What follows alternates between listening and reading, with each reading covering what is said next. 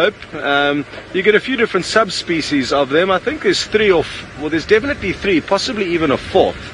The Kirks, the Gunthers, what's the other one, Nikki? Help me. Kirks, Gunthers, and Salts are the three. Are the three that I know, but there could even be a fourth. All very similar looking. Very funny little noses that they can actually, it's almost like a trunk of an elephant, just a miniature. They can point them in different directions and extend them all the way under their chin when they alarm call. They've got a whistle alarm call and they go shwee, shwee, shwee. It's incredible. I must actually find a picture of it. I got a picture of, they go like, the Seb's enjoying me doing this, so I'll keep doing it. Let me actually, it's really, you get those party kind of toys where you blow and they go bree, bree, straight out. This one, their nose, it like triples in length. It goes bree. No, that was the wrong noise. Shee, shee, shee, like that. Yeah, it's the most incredible thing. Oh, well, Nikki gives me a 7 out of 10 for that, and we were very lucky at the camp where we worked up in Kenya. We had a pair of Dicks, Rosie and Thorn. They were the resident couple. They've got tiny little territories. Literally each room at the camp had a little family of Dick who occupied their little territory. And we had two that used to linger around our office, and we got to know them quite well. Old Rosie and Thorn. We actually managed to find, we watched Rosie's stomach growing as she became more and more pregnant, and we could even see the baby kicking in there. It was fascinating. She was very, very relaxed with us. And we could actually, we could actually get very, very close to her. And basically one day we saw her in the morning and she was pregnant, and a few hours later she was no longer pregnant, and I just heard Nikki kind of shouting to me from an area of the lodge. She was like, Scott! I could tell there was something that was up, she was a bit of excitement or anxiety in her voice. I was like, what's going on? She's like, I think Rosie's given birth. And yes, she had, and Nikki went out searching and we found this tiny, cute little newborn Dick, still wet. And watched that one grow up. Sadly, not all of them grew up, because there were some ginormous puff adders that used to slither about that camp, and they used to enjoy feeding on them. But they are wonderful little antelope, the Dick. I was caught smuggling one through an airport once, but that's another story. Now, speaking of Kenya and my time up there in the past and that camp that I used to manage, we've got some exciting news, and that is that I will be heading back up to the Kenyan camp tomorrow. It's not reopening. We're not going to be doing any live drives from there, but I'm just going to be helping kind of manage the camp and spending some time up there. So I'll be doing one more drive here in the morning, and then I will be on a jet plane back up to Kenya. So those are the plans for me. And again, of course, we will keep you updated as soon as we have any further feedback on what exactly is going on up there with regards to when we may go live again. But for now, we don't have anything for you, so just sit tight, please. Very good. Well, we are back in the area where we are hoping to find old Tundi, and we're going to keep scratching about here and send you back to Mr. Leo Smith for an update on how he is getting along. Well, hello. As we're lucky enough, we didn't actually have to go all the way home, and as the rain stopped. But now, Hasana got up and on the move. He's probably just going to find a drink, and there is a little pan down here, so we're just having a quick squiz around. But very close to where he left the remnants of that kill is a male impala. So there we go. Just watching carefully through the bush. Now, it's been quite a while since Hasana left, and he might not have moved very far. He might have just wandered a bit away from the kill and plonked down. I'm just going to have a quick look. There we go. We went to the southwest, which is in here. There's some elephants over there, so he would have likely avoided the eddies.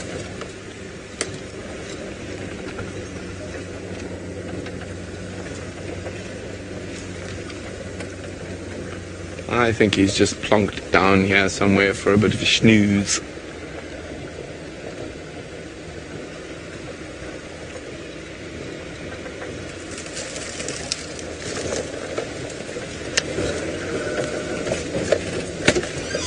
Now, Ali is wondering, does a smaller size in an antelope have a survival advantage?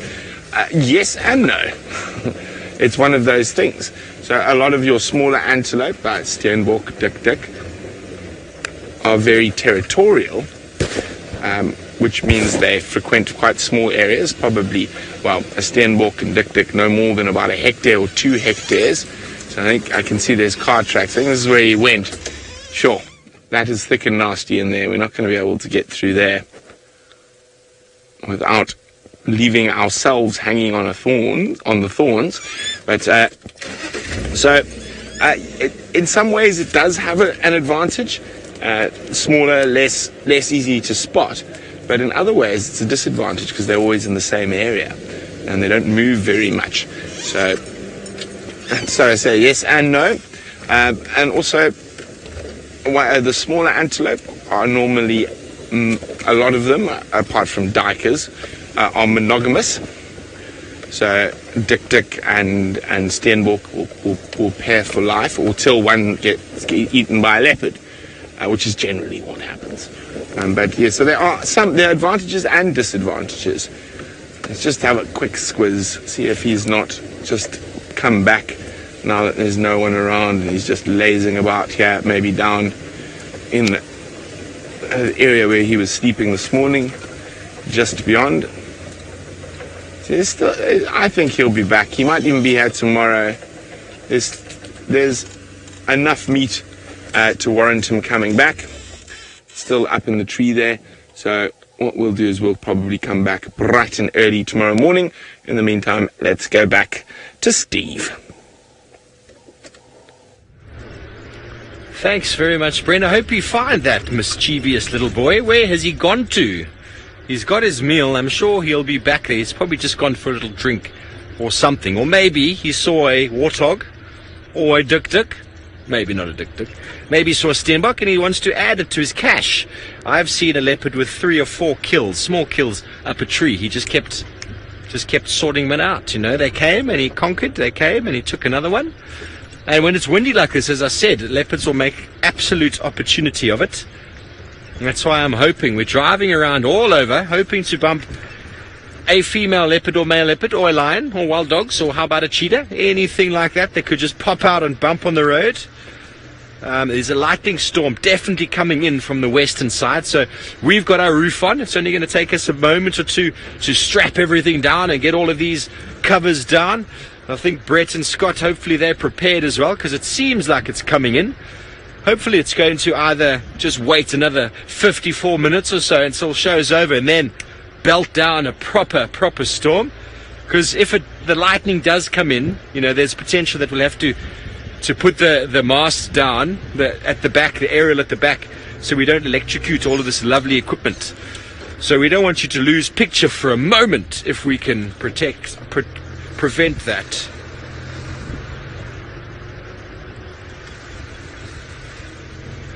Nikki wants to know if we get animals similar to skunks here, and we do. I'll show you one. It's something called the striped polecat. Another funny name for it's called a zorilla. Can you believe that? A zorilla. What an interesting name. Gorilla with a Z. Doesn't look anything like a gorilla. Looks just like a skunk. Let me just... Oh, I was looking at a zorilla. No wonder I couldn't find it. Striped. Yeah, I am... Oh, did you see that? Lightning in the distance. Let me just pull over before I end up damaging myself. Is it under polecat? It must be under polecat. Polecat, page 144. Sorry for the delay. There we go, at the bottom. So that's the striped weasel, my bad. There it is, up at the top. Look at that, does that not look like a skunk? Beautiful. I have never seen one in my life, and apparently they've got a very strong smell. Herbie was showing me the other day in walk. He's like, there we go, that's the smell of a striped polecat. And I was like, I couldn't quite put my finger on it. I've never seen one, but they do occur in the wilderness here, and they are very, very elusive.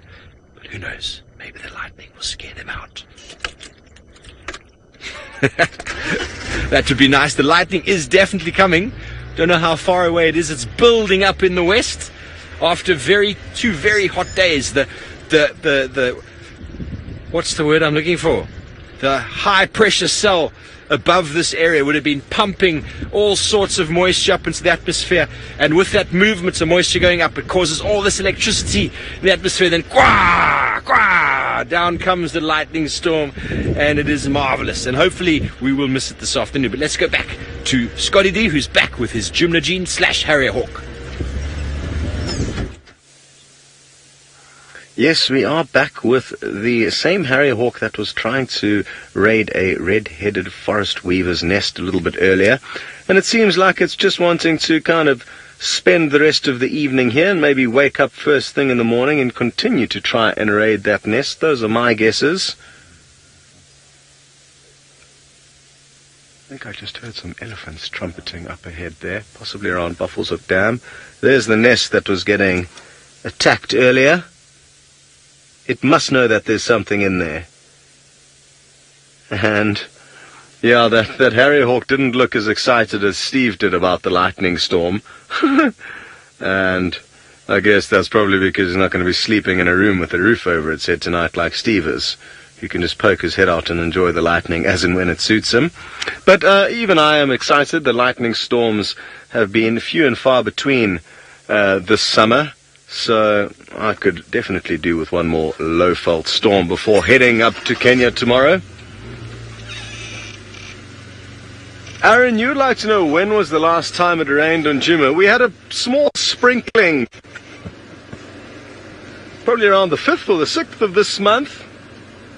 But for the last 2 weeks of February, when I was on leave, there was some decent rains over that 2-week period, and that's what's caused this surge in growth with the vegetation. It was looking incredibly bleak before I went on leave in mid-February, and then I came back 2 weeks later and it was like a completely different place. But since then it started kind of drying out again. It's been a tough year, Aaron, for rain, not nearly as much as we should have got.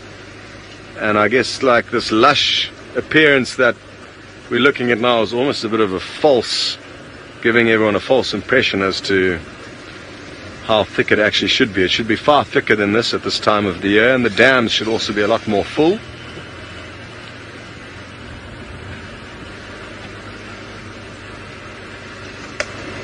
Very wonderful. I'm just dangling my head over the side every now and then just to see if there's no tracks of aminals cruising down the road. Nothing to see immediately there. It would be an interesting statistic to work out how much time the various guides spend either looking in the bushes or looking in the road, and how we could compare where the various guides believe they are going to get lucky.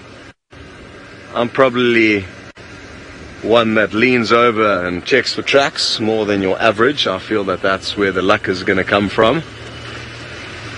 But each person's got their own different style and technique.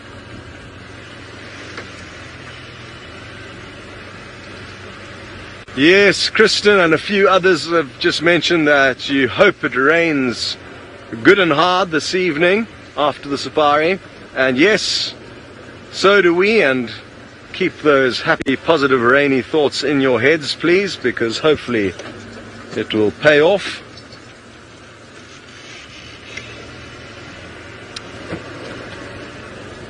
Seems like it could be missing us though. There was some lightning that went to the east of us. Steve said he's seeing lightning off to the west of us, but there's nothing directly north of us, which is usually where the weather comes from. Of course, you know, the winds and kind of pressure balances can change up there very quickly, and the clouds can change direction. But for now, we're looking okay. Good. Well, it seems like we're all kind of just searching about, seeing what we can come up with. I forgot to say, I didn't have luck at any of the small water holes where I thought we might find Hosanna quenching his thirst. So now we are back in the area searching for Tundi. Good. We're going to send you back to Brent to see what he's getting up to.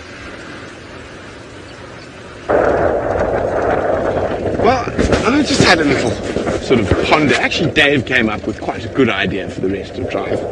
And Scott was Dave was with Scott this morning, and there were those female tracks and male tracks and all sorts of tracks down around Philemon's line, Rebecca's, Zoe's area. So while Scott's in this area close to where Tundi is and possibly Hosanna, we're going to pop down, shoot it on Gowrie Main, and come in past this dam and have a look in that area. Who knows, maybe there will be some feline luck there. And I'm just going to have a quick check on the eastern channel to see if there's any updates for Chitwa. I was chatting to my little brother this morning, and they said they had a female, they're not sure who it is, that came in from the south and went through camp last night, went all the way up to Gowrie Main, and then went back down the airstrip, and then unfortunately back out of Chitwa. And there is, I've forgotten her name, my brother sent me a picture of her the other day, but she's got two tiny little cubs, which is just south of Chitwa at the moment, and it's not, what's the other one's name? Buye, here we go, Sibuye. Sibuye is the name of the leopard.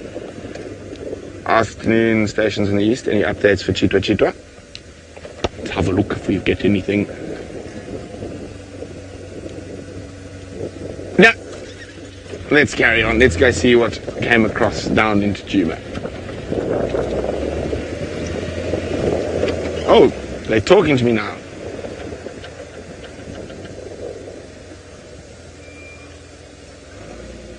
Okay.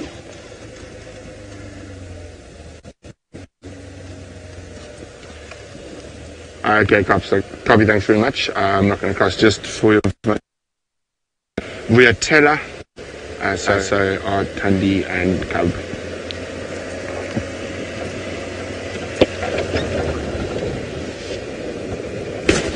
Sorry, 1 second, guys.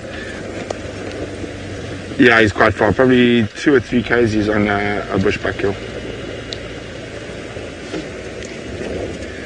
Okay, there we go. So I did get some information there. Push buttons. Let's get away from all the talking now. So that's Sibuye and her cubs were found, but to the south of Chitwa. And then there were just lots and lots of elephant. That's the only updates. So we're going to try gamble around Philemon's cut line, Rebecca's, that area.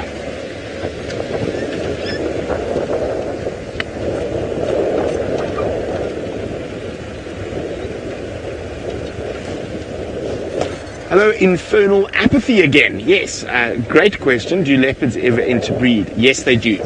It's not that uncommon. As I was talking about those shifting territories with males as they get older, sometimes the instinct to mate will take over and they will mate with their daughters. It's quite common in most big cats, and it's generally not a big problem for a couple of generations. 3 or 4 generations, the big cats are able to inbreed, but beyond that, you start to get birth defects, deformities, stillborns, and those type of things. But yes, they do inbreed.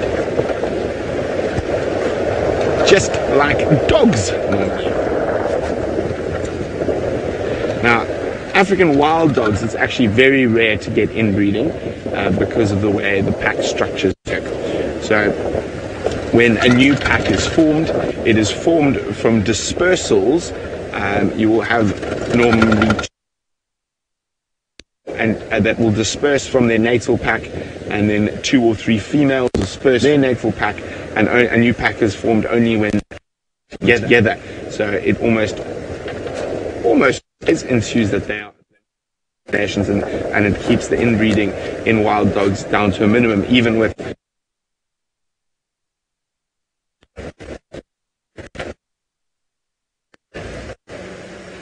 oh dear, it sounds like I found some gremlins down this little hole. Even a pachyderm. Sorry about that. You're losing Brent's audio there. Little gremlins playing a part. It might have something to do with the cloud cover or the racing thunderstorm that is coming towards us at this imminent moment. Danger. No, I'm only joking. But here we have a small breeding herd of elephants. We are on our western boundary right now. We decided to come down and see if with the wind, maybe those male lions that Scott and I were tracking this morning that came out and crossed into the west towards Arethusa, maybe with the wind they decided to get up and start moving in any direction towards us perhaps. And on doing that we have found this small breeding herd that is slowly feeding, enjoying the vegetation as they go. And I'm sure they are going to thoroughly enjoy this thunderstorm that is seemingly about to come down on our heads. There's a couple of drops, but nothing too much to speak of so far. So we'll try and move up a little bit, see if we get another little view of these eddies, but they're super relaxed.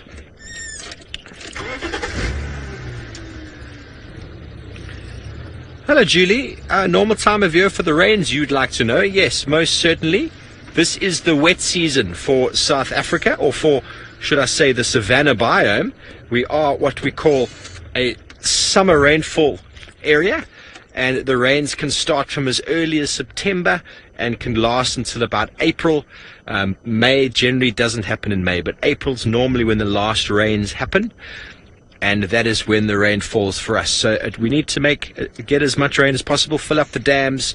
The vegetation needs to grow back. We need the trees to be happy and to reproduce. And all of that needs to happen before the winter comes, because it can be a very long winter if there's a very short amount of rain, or not too much, not adequate amounts.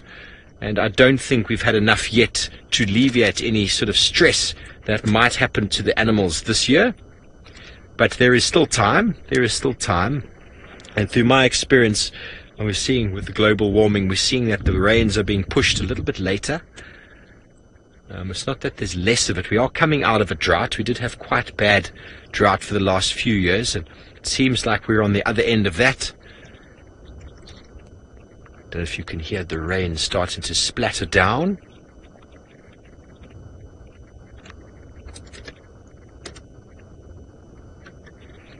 Hello, Anne. You'd like to know what the difference is between dispersal and breakaway. Okay, so dispersal is when a juvenile, for example, in raptors, like a fish eagle, or in leopards, like Tundi and her male cub, essentially what a dispersal is, when we talk about dispersal, that is when the offspring, generally in birds of prey, it is the male. No, hang on. It is the female that moves away, disperses away from the breeding area, and the male will stay. And in cats, lions, and leopards, it is the male that will move away, disperse away. But breakaways is sometimes when a pride gets too big and the food resource becomes a little bit too much for them to sustain themselves. It's normally when there's a group of lionesses who all successfully have a lot of cubs, and suddenly you've got 4 lionesses or 8 lionesses, each of them with 2 or 3 cubs. The pride jumps up to 20, 25, becomes very difficult to sustain that amount of food. So then they'll break away and form a separate pride on the side. I hope that answers your question. Well, dispersal is the natural movement of males or females of a breeding species moving away so that they don't genetically inbreed with their family members. Very, very important element of the dynamics out here. Here we have a lovely breeding herd of elephants just feeding in the background. One animal that I do know that loves the rain, and that's the elephant. And just hear the pitter-patter of it on our roof. And as the giants and the ghosts just disappear silently into the African wilderness, we're going to continue on forward.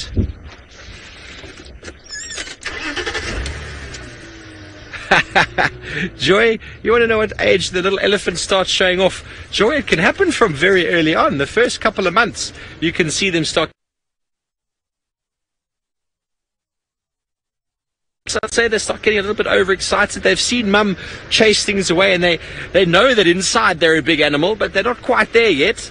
and they'll quite often run off from mum and chase, and then realize that mum didn't come and chase with them, and then get a little bit of a...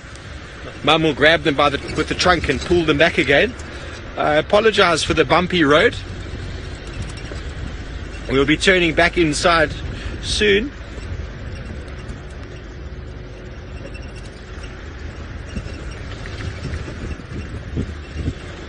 Andrew, that is a very good question. I do not know the answer. Andrew would like to know, how much body weight do large mammals lose in winter? I have absolutely no idea, Andrew. That is not a question or an answer or a topic I've ever really discussed. But you see, especially with the browsing animals, if we talk with animals I'm familiar with, browsing animals such as kudu can lose a huge amount of weight, and you can see it on their bones. Their bones stick out on their hips. They just lose condition really, really badly. But I don't know a weight or percentage that these animals will lose. I'm really sorry about that. Maybe one of the other gentlemen on drive with me might have an answer there. Kirst? Sorry, not Kirst, Nix. I'm sure Brent will have an answer. Should we ask him? Ooh, Brent doesn't know. Let's go see if Scotty knows. Over to you, Scott.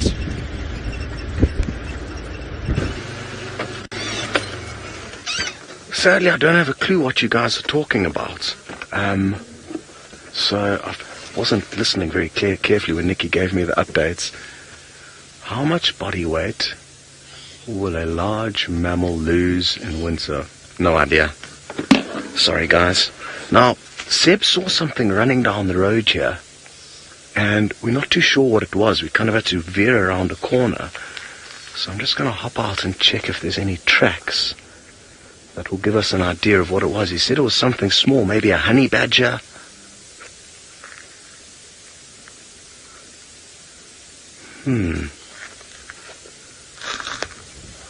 Can't see anything clearly here. There actually does look like there could be some... Are they honey badger tracks? No, these are porcupine tracks. Probably a bit early in the evening for a porcupine to be out, but you never know. Maybe on this cloudy evening the porcupine got active earlier than normal. Huh. Because, yeah, there's definitely porcupine tracks going down the road here. Anyway, let's continue and see what else we can find. There's a few drops of rain that are beginning to fall. Nothing too serious, and we do have our roof on, thankfully. So, all good. But we may have to cover up at some point in time. It's a very moody evening. It would be a wonderful evening to pop into or bump into old Tundi and the cubs strolling down the road. Well, I guess any evening, regardless of the weather, would be a good time to bump into those two. And we've still got time. Time is still on our side, so hopefully if we spend enough time in this area, we'll get lucky.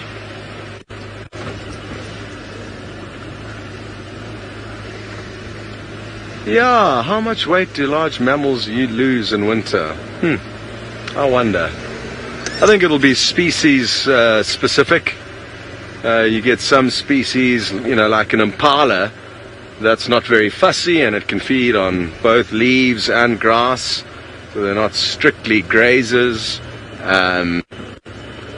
So yeah, I think it will be species specific. And animals like elephants are so resourceful and ability to access food in quite tricky areas.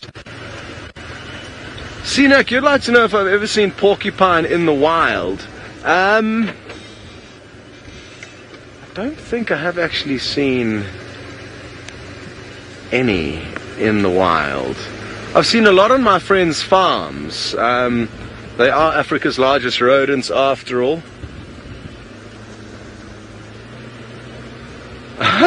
Apparently Louise is shouting at me from the final control, because apparently we once saw a porcupine driving back from here to the Manyeleti where we used to stay back in the day. Maybe I just had a long day. So thank you, Lou, for reminding me. But I haven't had many epic sightings in wilderness areas. They definitely occur in all the areas that I have worked. They're very widespread, but just haven't had much luck with them. Once I actually, quite a funny story, at our camp that we were managing up in Samburu in Kenya, I'd filled up a bean bag, or kind of a bag to rest your camera on, that you'd ordinarily put beans in, but rice also works quite well. And I'd put it outside. We lived in a beautiful big tent, and I put it outside. We can maybe just show everyone the raindrops pitter-pattering on the pond here, Seb. I'd put the beanbag outside our tent, so it was like on my pathway when I go and meet the guests first thing in the morning, so I could give it to her to take on her safari. And we woke up in the middle of the night and we heard this rustling outside our tent, and it was actually a porcupine that was trying to get to the rice in the beanbag. So it did actually manage to get some of it. Thankfully it didn't do too much damage to the beanbag itself. But yeah, I've seen a lot on friends' farms, so you find they're a huge pest actually in a lot of kind of farming areas. Africa's largest rodents. It's like a giant rat with spikes, and they cause a lot of damage to crops, and obviously it's a very favorable environment for them to live in because there's so much food around. So you get huge populations of them on quite a few of the farming areas of South Africa. People actually like to eat them. They're considered kind of vermin. They're a pest for farmers, so a lot of farmers actually will destroy them, and a lot of people actually like to eat them. I have once eaten porcupine before. Very tasty. I glazed it in a honey and mustard sauce and roasted it in the oven. It tastes quite a lot like pork, actually. Very nice. Okay, and Seb says in Gabon they would cook them into a stew, and also very tasty. Good. Well, I'm sure our friend Brent has got many a tale of porcupine, and he is going to start regaling you with them now. Indeed, I've eaten actually both porcupines, the southern porcupine and the brush-tailed porcupine. So the one Seb was talking about in Gabon, I've eaten those. Unlike Scott, I didn't have the luxury of a honey glaze. It was on a stick over a fire. My first porcupine, I was about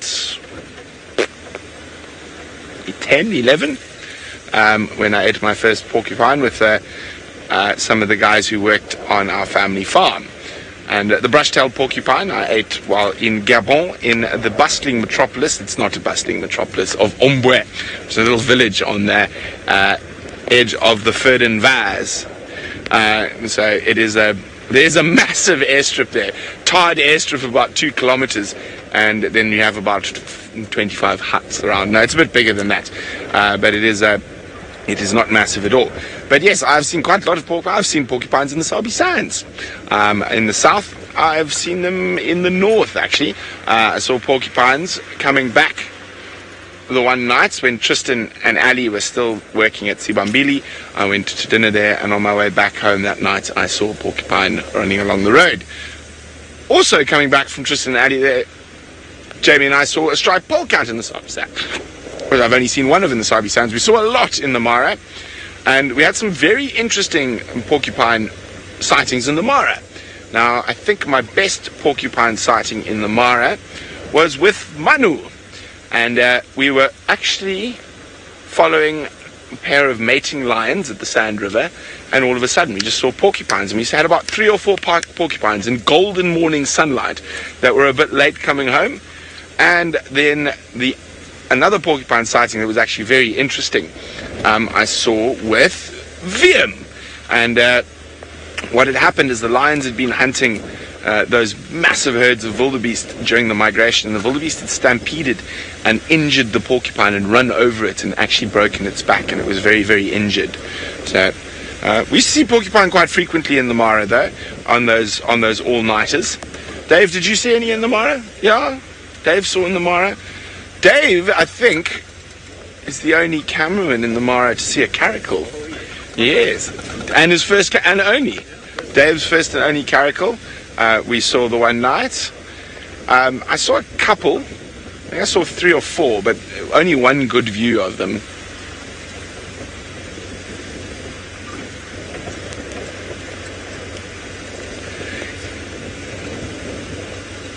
Yeah, so Eddie Fantastic's talking about the North American porcupine that lives up in the colder climes, and yes, I've never eaten them, but Eddie says they don't taste very nice. I have seen some of, I know some people do eat them up in Canada, Alaska, and in the colder climes,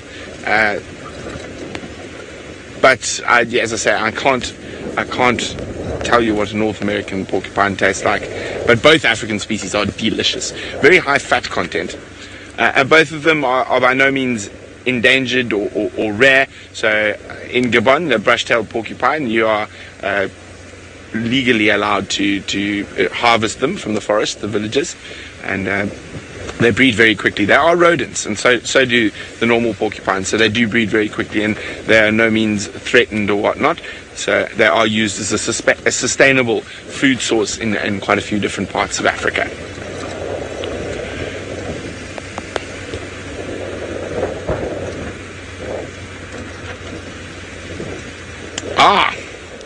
Scotty D would like to know whether I'm going to go back to the area of Hasana. I'm not, Scott. I'm going to try find this mystery female leopard, possibly shadow. I'm in that area around Zoe's at the moment, so no, I'm not heading back to Hulthana.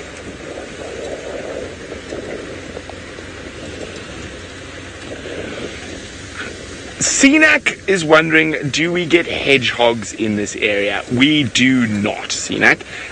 You do get hedgehogs in Africa, in the higher climes. It's actually, I saw quite a few in the Mara while I was there. The white-bellied hedgehog, and I even rescued a hedgehog the one night. It was we were coming home at about 2 or 3. Were you with me when I rescued the hedgehog?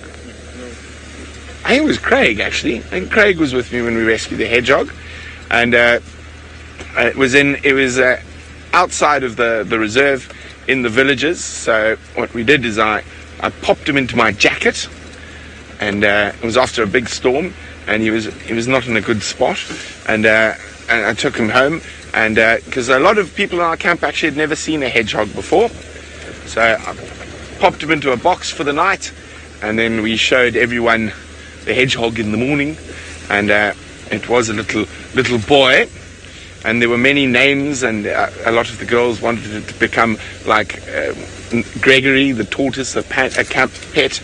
And then I explained to them that that's okay as long as they were the ones who are going to be digging up earthworms, centipedes, and whatnot to feed the hedgehog, because I wasn't, and he's a wild hedgehog, and he deserves to stay in the wild. So we released him in our camp, and hopefully he's still rooting out the earthworms and centipedes around Jamie and my tent in the Mara. But they eventually, Jamie won naming rights, and his name was Heathcliff.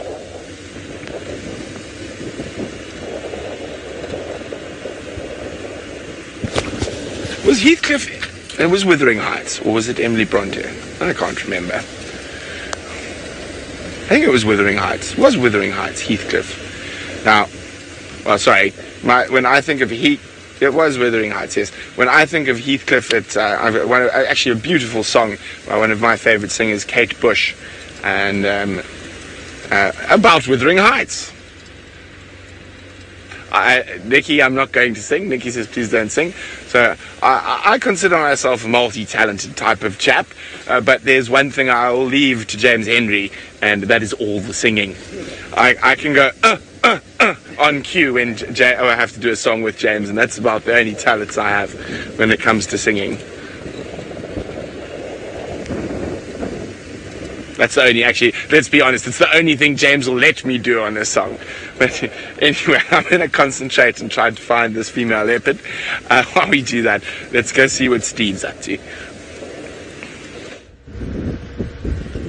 Thanks, Brett. Wonderful conversations coming in from that side.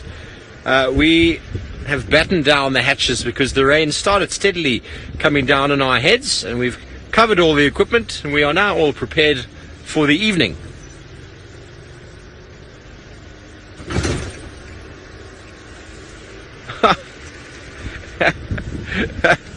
Aegeus wants to know what's the most unusual animal that I've eaten. Aegeus, first of all, I am a vegetarian, so I haven't eaten too many animals of late. So I'd probably say it would be a snail. Is that an unusual animal? Sea urchin. Sea urchin. Sea urchin's quite unusual. I've done that, eaten it raw. I was diving in New Zealand, and it's quite a speciality amongst the Maoris there. And these guys went diving. They came up with bags of sea urchin. We had some Tabasco sauce and a spoon, and we just scooped out the sea urchin live. Tabasco. It was really rather unpleasant, I'll be honest. It tasted like salty Tabasco sauce with a bit of mush. So I don't know why it's a delicacy, but they had bags of the stuff, and they were super excited to be taking that home.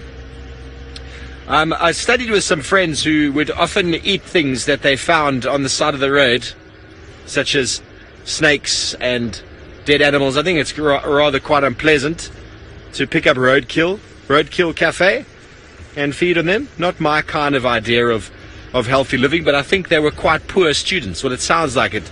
The fact that they eat a puff adder that was hit by a car. I mean, that's just... Maybe it's just boys being boys. It was quite a boy-dominated sort of course at the time. Lots of egos and that sort of thing. So I dare you to eat the puff adder with me, I suppose. It was one of those things. So yeah, a lion story, or a porcupine story from my side, is that I was busy following... I came along just like we're doing now, and porcupine, boom, in the road. I was super excited about that. And we talk about the porcupine. He looked like he was missing a few quills on his back. And talking about his defense, he was running in the road. Next thing, a young male lion came from the side, and the porcupine kind of turned like this. There happened to be a small little pond or pool just next to the porcupine. He put his face next to it, sort of backed up against the lion. The lion was not sure what to do. And then a second young lion came, who clearly knew how to deal with porcupines. And he walked up to him, he smacked him on the back to knock the quills down, then bit him on the back of the neck, and there was the largest rodent dead. So we then watched that young male lion, he was about 3.5, consume that porcupine, and as he was eating it, the quills were just falling out of his face, because he still got some in the face, but clearly not too bothered by them. And while the other lion was very worried about going anywhere near it, he just was like, boom, and then he chewed, and we watched him eat that fatty layer that attaches all the quills to the back, and he ate that with absolute relish. Absolutely loved it. So, and none of the lions, because another 4 lionesses materialized out of the bush, and none of them were allowed any of the porcupine. But clearly an animal that defends itself so well as a porcupine does must taste very good. Don't you think? I think so. We should ask Brent. He's had one before, but I haven't had one. I don't know if I would ever eat a porcupine. They're too what's the word? I'm lost for words. Yeah, they're a rodent, and they're a meat. So meat and a rodent at the same time. Maybe I'm just going to stop talking about porcupines right now. It is getting to that time of evening when a porcupine could just materialize in the road. And Scott says he hasn't seen one on the Sabi Sands. I haven't seen one either. I've had a couple of tracks of them, not as many as I would think. Also, not as many civet tracks as you'd think in an area like this. Huge amounts of scrub hare tracks. I think the scrub hares are dominating the small mammal contingent in the Sabi Sands at the moment, because they are everywhere. Every drive we come back, we find 12 or 15 scrub hares scrubbing around. Okay, so while we continue to search for whatever we might find, let's go back over to Scotty D, who's gone back to the scene of the crime.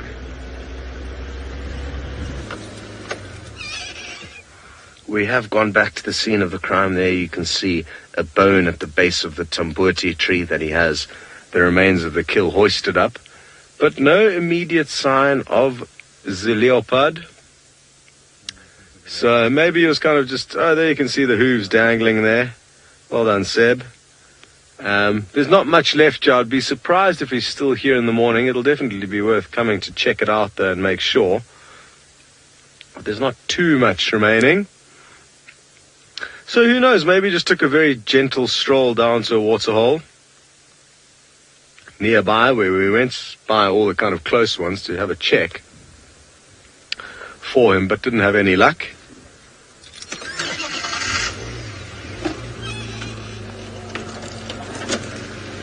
Ali, you'd like to know how often leopards have to drink. I guess they like to drink daily if they can, but that's not to say they need to drink daily. They can probably survive for a couple of days without water.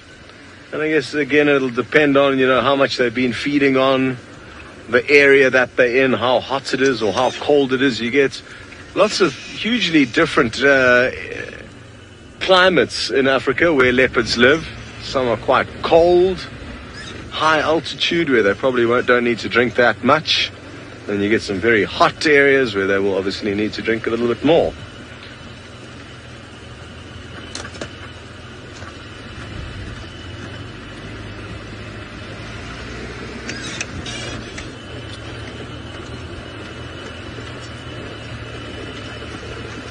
Eddie, you must be a dentist, because you'd like to know if leopards ever grow wisdom teeth. I don't know. I don't know. Maybe Brent or Steve will have some idea. I know that Brent was answering a question with the school kids at the start of the drive today as to how many teeth does a leopard have. Again, I don't know the answer to that question, nor whether they've got wisdom teeth. But maybe Brent's done a little bit of research on the topic, or simply knows.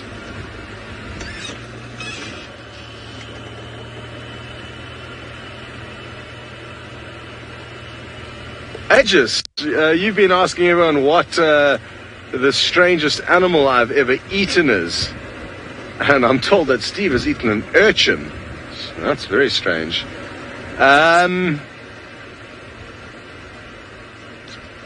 Probably, I've eaten an African bullfrog before. That was a strange one. Probably that and a porcupine. The frog's texture was quite chickeny, but I mean, it's even though they're big, they're not that big, and there's more, there's a lot of bone to deal with. But the little bits of meat I got were quite chickeny, I guess. I've eaten crocodile as well. I don't really like crocodile. It's a strange meat. But yeah, probably porcupines gonna be the strangest. What else? Once at school, I was very, very lucky with the school I went to, and we actually had a little game reserve on the property with wildlife that ran around. No dangerous game, but lots of antelope and a beautiful wilderness area. And some of my Kenyan friends that came to the boarding school here in South Africa went out, and we had our kind of little base where we used to go and be naughty young boys, where no one could find us on the kind of wildlife estate. And at our little base, it was along a small river.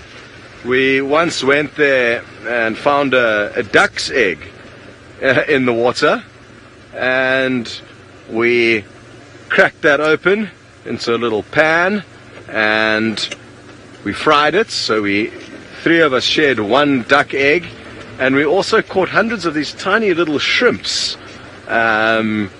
in our sock and jock bag. So the laundry system at the school, you would put your socks and your jocks into a kind of netted bag, and that whole thing would just go into the laundry, so they didn't have to deal with individual socks and underpants and anything. So we used our kind of holy fishnet stocking kind of sock and jock bag to scoop hundreds of these tiny little shrimp out the water. And we cooked them, and they went that beautiful pink coloration, like when you cook any kind of prawn or shrimp, but they didn't taste good. So we had a duck's egg, tiny these little freshwater shrimps. That was a strange meal. We also used to catch bass in some of the dams and bring them back to our boarding house, and we'd open a toasted sandwich machine, fill the little compartments with butter, and just fry the pieces of fish in the toasted sandwich machine. So, yeah, good times. Not very good for the next person who wanted to make a toasted cheese sandwich, though, because they had a fish-flavored one. Alrighty then. Well, for those of you who didn't know, Brent and I were actually at the same school. Brent's obviously a lot older than me, you can tell that by the way he looks, but I was still there at the same time that he was, and I wonder what interesting stories he might have to tell you about exploring the estate.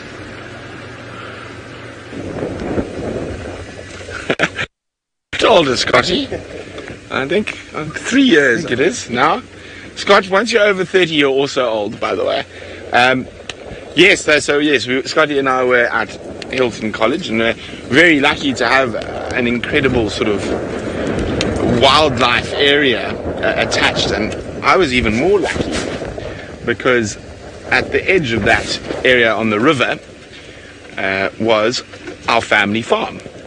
So we used to do lots of naughty things. Like we used to sneak across. My grandpa used to leave a car for me at the corner of the property on the farm, and I used to illegally disappear off because we had some very good fishing dams on our farm, and we used to get up to lots of mischief. But yes, eating lots of terrible things. I think the first time I ate snake was at school when we caught one and killed it.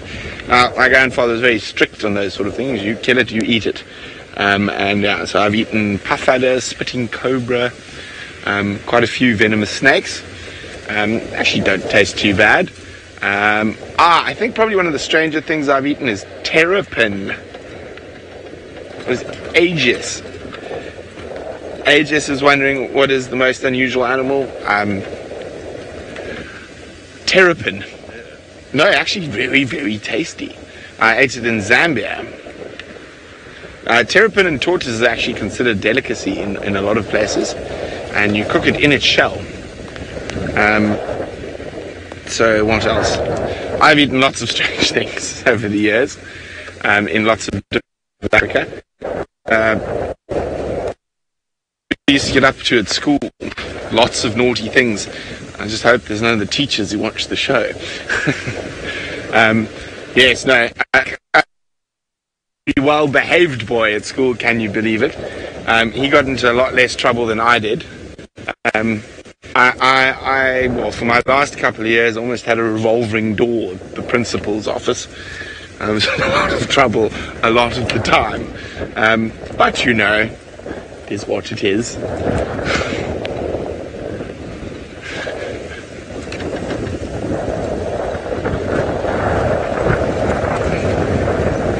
Seanak, a very good question. Are there any nocturnal? Seanak, actually quite a few snakes nocturnal. And of course, geckos, probably the most common nocturnal species of reptile. Crocodiles in certain parts of Africa can be almost entirely nocturnal. Terrapins will feed it, what can be nocturnal, and quite a few of your turtle species. So we've only got terrapins here, but in the big rivers like the Congo and the Gui, Niger, Zambezi, places like that, you've got big freshwater turtles, the most common being the Nile soft-shelled turtle and the Aubrey soft-shelled turtle. And they get quite big, as big as this here. I've eaten turtle eggs in Gabon from one of those soft-shelled turtles. So yes, but what do we got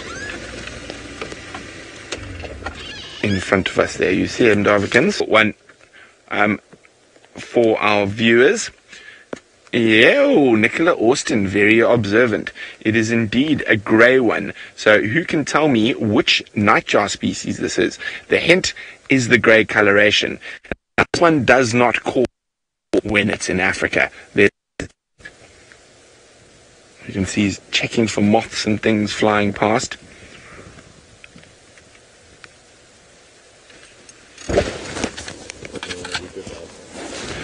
So it doesn't call when we're in Africa. Apparently we're having a few gremlins. And it doesn't call in Africa. That's another hint.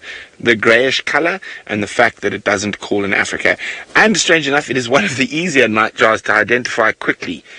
when you see it, and it is that greyish coloration that gives away its identity. Oh, off it goes. It saw a moth. There we go. That's a lovely little sight there.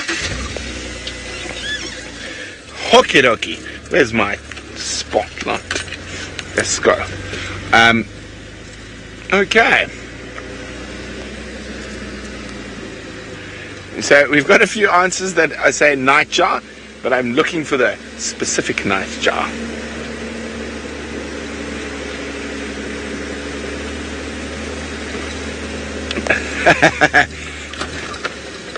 Strike Dog 75 says greyish nightjar. Unfortunately not. Greyish, it is, the coloration is quite greyish, but it is not called a greyish nightjar.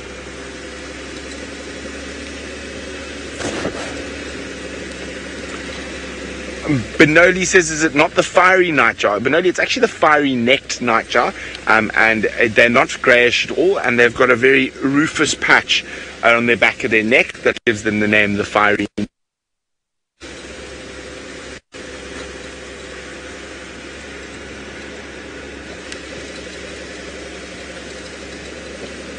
Okay. Oh, we might. Ah, there we go. Well done, Project Alpha. Indeed, the greyish nightjar, which is silent while it is in Africa. It is a migrant. It is the European nightjar. Well done. No, it's quite a tough one. Got to know your nightjars. Got to know your nightjars. Dave, do you know your nightjars? No. Now, one nightjar I actually quite miss from the Mara is the Montaigne nightjar. Now, I'll show you why.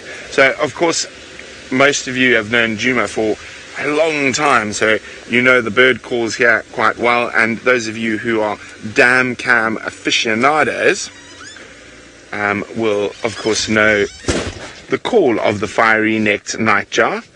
Let me just get it up for you quickly here. And here, the wind. There we go. Nightjars. Okay. So, the fiery neck nightjar.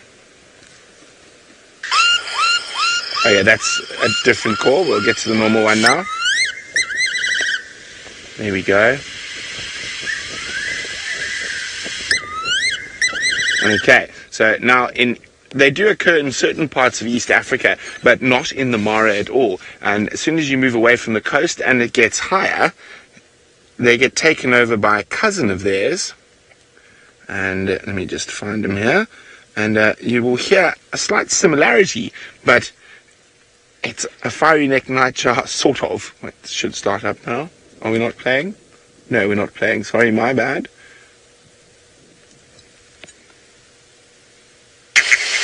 Yeah, that's the little grunting call they do when they're feeling or looking for love. So much more highly pitched and much faster.